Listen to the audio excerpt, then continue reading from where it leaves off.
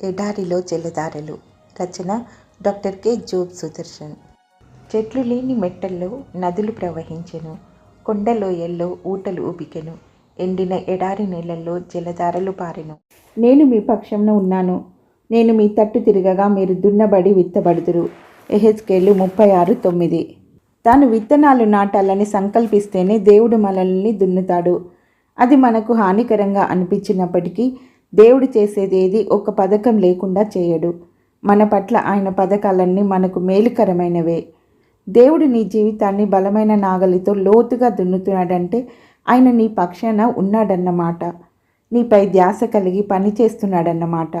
అంటే నీవు సారవంతమైన మాగాణి భూమివని, మంచి పంట ఫలిస్తావని ఆయన నమ్ముతున్నాడన్నమాట. నిస్సారమైన నేలను కష్టపడి ఎందుకు దున్నాలి? మొలకెత్తవు అనుకుంటే విత్తనాలు ఎందుకు వ్యర్థం చేయాలి?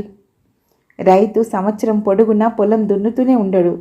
దున్నడం ఆపి విత్తనాలు చల్లుతాడు, నీరు పెడతాడు. ఏ రోజుకు ఆ రోజు పొలానికి వచ్చి గమనిస్తూ ఉంటాడు. ఇప్పుడు నీ బ్రతుకులో బాధలున్నాయంటే అవి అలానే కొనసాగవు. దున్నడం అయిపోతుంది, విత్తనాలు చల్లే పని మొదలవుతుంది. దున్నుతున్నప్పుడు భరించు, విత్తనాలు మొలకెత్తుతున్నప్పుడు చూడు. దున్నబడే అనుభవం తప్పనిసరి. నిద్రాణంగా నిర్జీవంగా ఉన్న నేలను నిర్మల ప్రేమహలంతో, నిష్కర్ష బాధల నాగలితో దున్నుతున్నావా దేవా? కోతకాలం కోరింతలు, పంట కోతల పకపకలు తలుచుకుంటేనే నేటి నాగటి పోటులోని భావం తేటపడుతోంది. మార్గస్థుల దృష్టికి పాడుగాను నిర్జీవంగాను అగుపడిన భూమి సేద్యం చేయబడును. యెహెజ్కేలు 36:34.